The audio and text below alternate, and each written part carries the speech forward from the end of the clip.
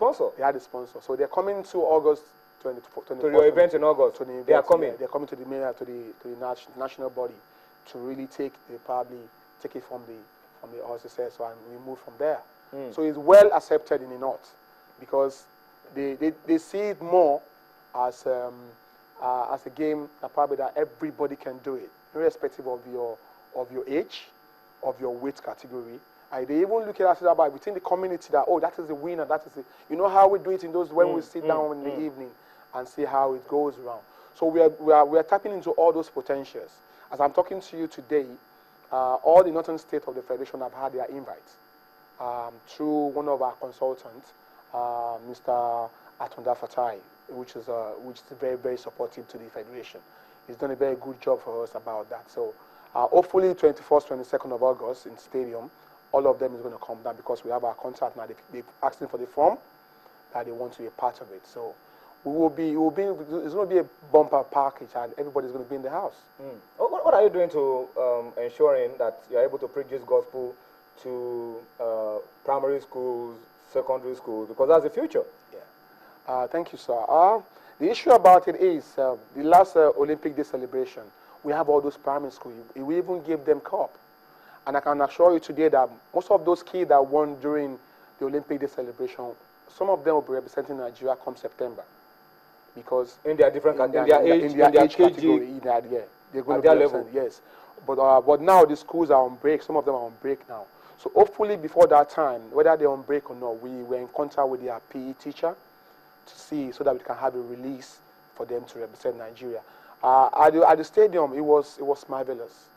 They were very happy. Even everybody was saying, "Come to our school. We want you to come down to our school."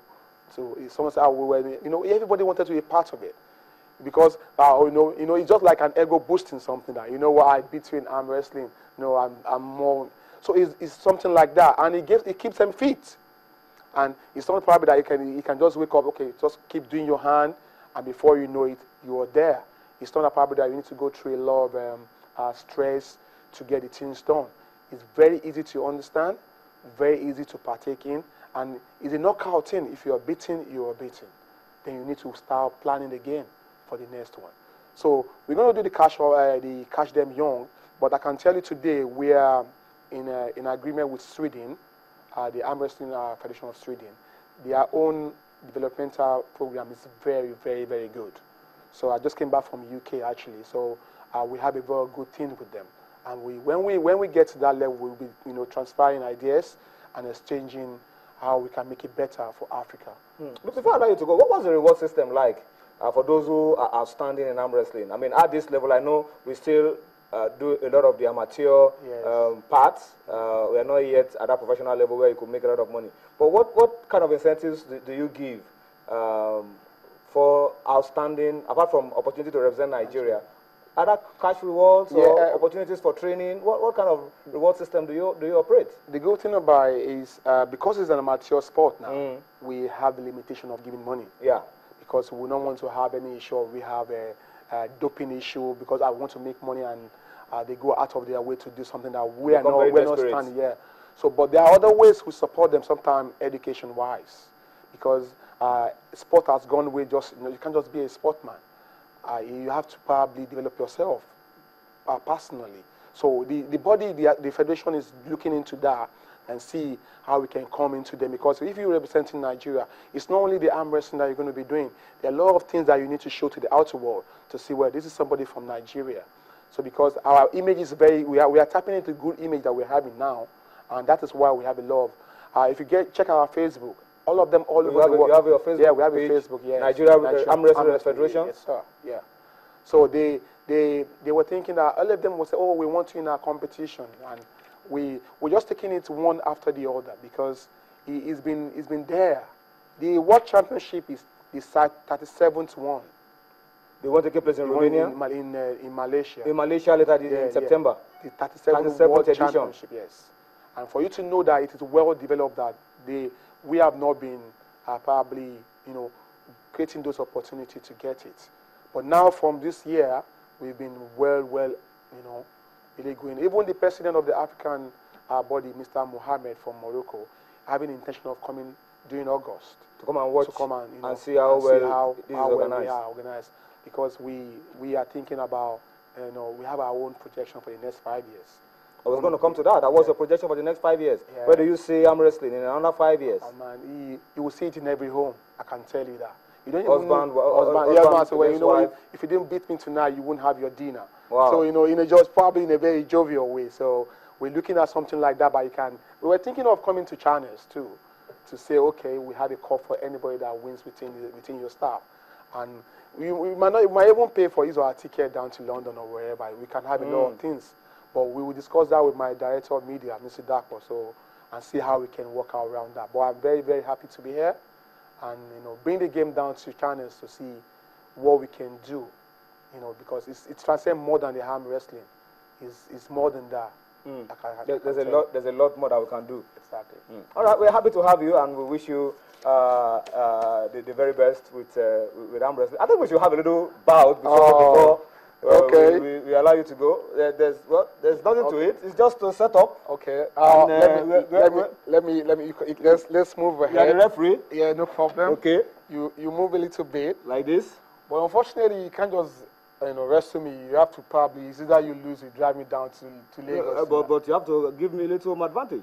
Okay. Okay, let's see how it's going to go. I mean, you can't beat me at home. You have to allow me to. Okay, let's see how it's going to go.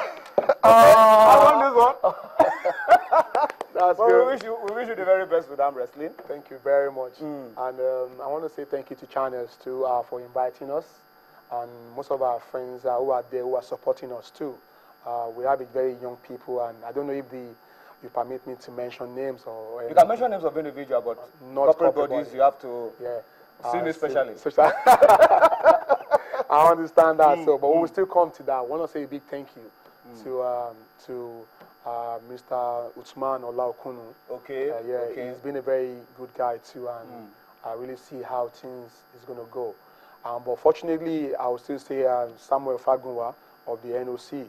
They make sure that probably that the house is in good order, because if the house is in good order, but we have everybody and things is done the right way, then we have a lot of sponsorship coming in. So that is why we have a lot of companies now. We're just like a little bride now. They say they want to do businesses with us, and we have our sponsor, our consultant there doing all the job. I know the program does not permit me to say that, but I can say Mr. Jide Salako, who's really doing a lot of work, and Mr. Olumide on that side. And hopefully we can come back here sometime and still tell you this is how far we have gone, and this is our challenges and how we can improve more on that. And with this, what we are having tonight, we want to say all the corporate bodies to still give us a call. They can get in touch with you, and if they can't get in touch with me, at least when they get in touch with them, we can start talking business. We'll link you up. All right, so that's it. That's it for arm wrestling. Before I close this segment, let me just read this story very quickly. My producer says I should just talk about this one before we go on a break. And it's about Super Eagles defender Elderson Echejele. We are told is close to sealing a loan move from AS Monaco. Echejele is in search of first-team action in the coming season, and we're told he's been linked with a French side, Lille, of course, that pays the wages of Super Eagles captain and first-choice goalkeeper Vincent Enyama, and two other unnamed Spanish sides. Echejele played 22 times for Monaco last season, scored once, and is not prepared to play second fiddle to French star Lavien Kozawa. Echejele was also a part of the Monaco side that reached the quarterfinals of the UEFA Champions League last season, where they lost to eventual finalist Juventus. All right, so we wish Elderson is a key member of the Super Eagles. And Super Eagles coach Sunday Olise says, if you want to remain in our plans, play first division football, play regular football. That's why Elderson Echejele obviously wants to move to where we play more regular football. All right, we'll go on a quick break now. This time we'll take you to Port Harcourt, bring you some action from the Globe Premier League game from March day 20. Sharks of Port Harcourt against Warri Wolves. It was a beautiful game of football. We'll take those highlights. By the time we're back, Tunde Koike and Cosmos Chukwuemeka will be joining me for the rest of sports tonight. Join us again. Something that will have uppermost in their minds as they go for goal against Warri Wolves. Will they get it from this free kick? Here it comes, Bomate! What a free kick!